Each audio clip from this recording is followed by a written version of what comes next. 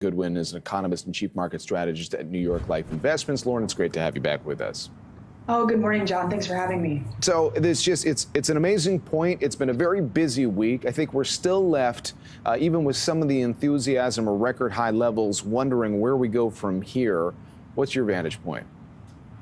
Well, the move to 40K in the Dow really is remarkable, especially when you consider that just 3 years ago, we were at 30K. And I think that tells us a lot about where we might be going next, because that massive move in a short period of time has been driven by liquidity, policy liquidity, market liquidity. And we have conditions today in the US and Canadian markets that are supported by strong earnings, a stable labor market, and now looking like central bank dovishness. And so I think there's two things we can take away as investors.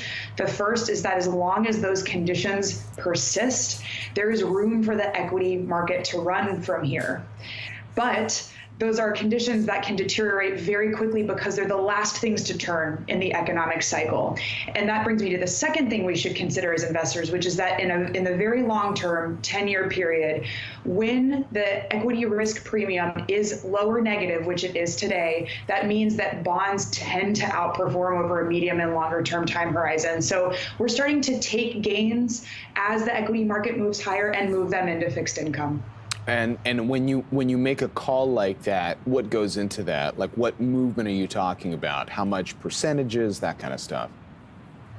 It's a couple of different things. Typically, we're looking at 0.5% and 1% moves higher in any major index, but we're also looking across industries. So when we think about where we're seeing the most benefit in terms of sector rotation, actually, no matter which sector you're looking at, cyclicals, defensives, we're seeing that quality are the outperformers. And so what we're doing over time is actually taking off the top of lower performers, the lower quality equities that are not meeting earnings targets, that maybe don't have the same amount of free cash flow. And that's where we're taking more equity-like risk in bonds. So I guess the view for you at this point, whether you're thinking about fixed income or equities, is that if there is a little uncertainty that builds at this point, you want to be in more tried and true businesses at this stage of where we are in the market cycle?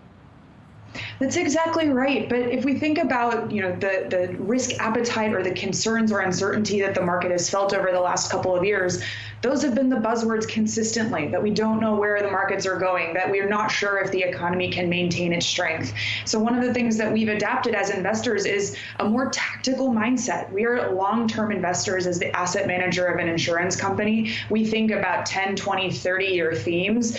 But because of the way that liquidity and momentum have been driving this market, it's important for us to be much more attuned to day-to-day movements, and especially keeping an eye out for the couple of things that we think could trigger a more bearish market. That's earnings growth moving negative, or unemployment claims durably rising. Those things aren't happening right now, but we're very attuned to those typical market triggers. Okay, so just staying on that for a second, would those be the factors that the Fed would be thinking about that maybe would be the catalyst for cutting interest rates? Because I started the hour by suggesting that the market's view on rates is more aligned than it's been in a while with what the Fed's thinking is. Do you believe that? Do you buy that?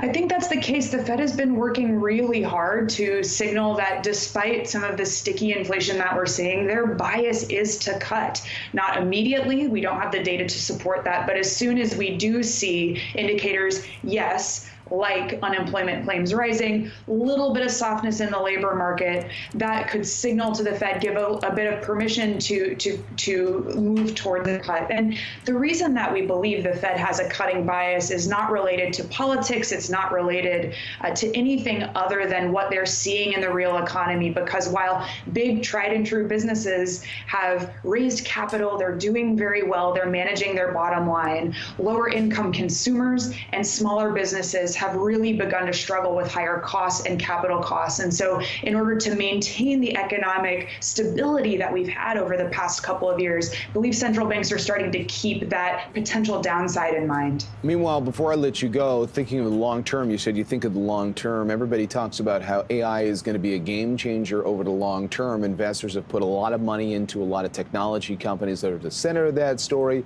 Oftentimes, those same stocks then become the center of a debate about whether the valuations have gone too far, if the hype has extended beyond what we should be realistically factoring into our portfolio. What do you think right now? Well, it's certainly true that the foundational layer, the models and algorithms and data structures of artificial intelligence have seen the most benefit so far. I think the tricky thing with high valuations for these companies is that it's going to take a while before we see real competitors in these businesses. They are capital intensive, human capital intensive businesses. It takes a lot to unseat or compete with one of these players. However, we're at the very, very early stage of adoption of AI technology. And so we perceive that there will be, or are today, ways to broaden out an AI allocation, which includes some of those big foundational layer companies, but also expands to small and medium-sized growth equities that might benefit from the application of those layers over time. But more importantly, especially for the Canadian market, we see the infrastructure underlying these technologies, the power infrastructure, the grid, the technology, the computer chips that need to be built as being a major boon for commodities, materials, infrastructure equity, and utilities moving forward. So those are areas where we're building a structural allocation in equities and bonds in our portfolio. It's a growing conversation around those parts.